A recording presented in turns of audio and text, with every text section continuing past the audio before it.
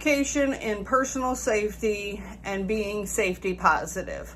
Hello, my name is Amy S.P. Wilson, and I am the CEO in Safety Positive Foundation, where we serve as a guide for those seeking to take a proactive approach in their personal safety and de-escalate their fears at the same time.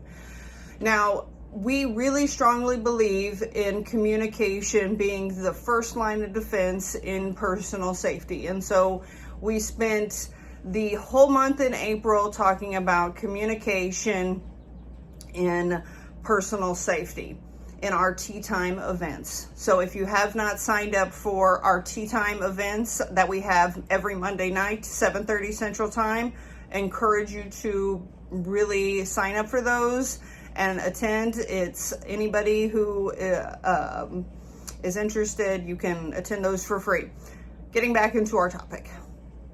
So, communication is something that it does not come natural for everybody. Again, I do this a lot, but I can speak from personal experience on this because it is something I really struggled for years and have taken quite a bit of time to practice, get better with, and really work to continue to practice on, obviously. Anyways, but why is communication so important when it comes to our personal safety? Because we need it in order to, as blind and visually impaired individuals, we need it for several different reasons. One, it helps us to establish when we're not comfortable in a situation. Sometimes our facial expressions may not give off that look that we're not comfortable in a situation. And so we need to make sure that if we're not comfortable in a situation, that we are letting people know, no, this is not okay, and we are not okay with whatever is going on. Doesn't matter if it is friends, family, people you are going to church with, random stranger on the street. If there is a situation, interaction that is going on and you're not comfortable with it, it is 100% okay to say no. No is a full and complete sentence, and for your personal safety, it is okay. Whether it's physical safety, psychological safety, it's okay to say no and to communicate that. It's very important. So also, when it comes to that communication, if we are in an interaction to where, as blind and visually impaired individuals, somebody has come up and grabbed us, that can allow us to take a moment to catch a breath and allow us to have a moment to think about our next steps of what we want to do in that particular interaction, to assess the situation, to recognize, analyze, and respond in that particular moment. Now, maybe we're not responding, but we're recognizing and we're analyzing in that particular moment. So when we're communicating, we're also having a moment in our brain to go, okay, what is their intention in this particular moment? Now, that's a lot of things processing in the moment, but when we're communicating, again, we're breathing, our nervous system has a moment to kick in, and we're having that our evolved brain is doing some work and processing. Communication can, besides allowing our body nervous system to have time to analyze and recognize what's going on, it can allow us to establish boundaries as well.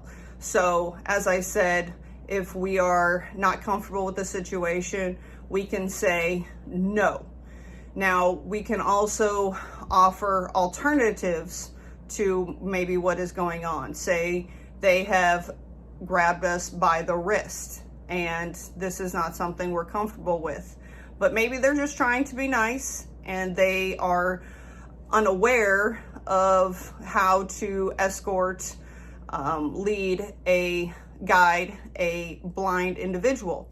So we could say, I understand you're trying to be helpful. However, this is how you would lead, guide a blind individual. Let me grab your elbow and you could lead me this way. So we are advocating for ourselves, establishing boundaries, and we're keeping ourselves safe at the same time. So it does a few different things for us. It allows them to learn some things as well. So communication does quite a few things for us in those particular situations. And then if it's a particular situation to where maybe they're not being helpful, and the situation is not just an incident to where, like I said, they're unaware that what they're doing is and not being helpful, but could be potentially triggering us.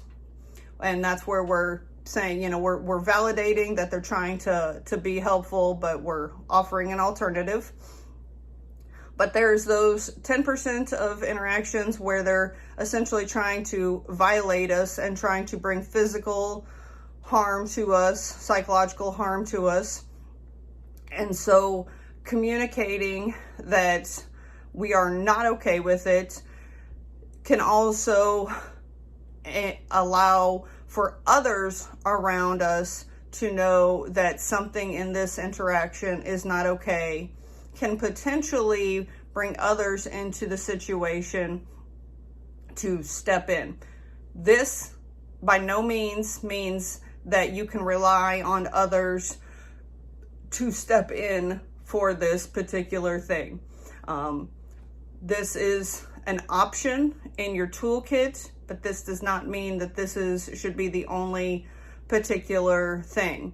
This does mean that, if you're speaking up, we are in a society where things are being recorded everywhere. So if you were in a public setting, you could have to where the cameras are recording your voice. And so if you are talking in a voice that is loud and you are communicating clearly to where you are saying, please step away from me, and you are communicating in a way to where you're not escalating said situation maybe, but you are communicating in a way to where everybody knows that you are not comfortable with this situation. So moving forward, that if there is ever, it goes to maybe court trial type situation, that the video would be very clear that you were not comfortable. Communication is understood by all of what said interaction did occur. Communication is so important on so many different levels, not just for personal safety, interpersonal communications. I could probably spend hours talking on this topic alone, but I want you to understand that when it comes to personal safety and being safety positive, that communication is one of those things that you should probably practice daily. Whether it's practicing saying some words that get you to be more comfortable in speaking up for yourself. If you do struggle in speaking up, that's something I personally do, because for the longest time I did struggle to speak up when people grabbed me. And I'm actually much better at advocating, communicating for others than I am for myself. And so if that's you, I would encourage you to practice in being a better advocate for yourself, because who else should be the better advocate for you than you? I'm probably saying that for me as well, not just for you. So, but be the best communicator that you can be for yourself. Safety Positive is about doing the best you can with what you got. And you're not going to be the best you can every day. It's just being the work in progress and trying, and knowing you're not going to get it right every day, but we're going to do the best we can. And that's the best we can do. So,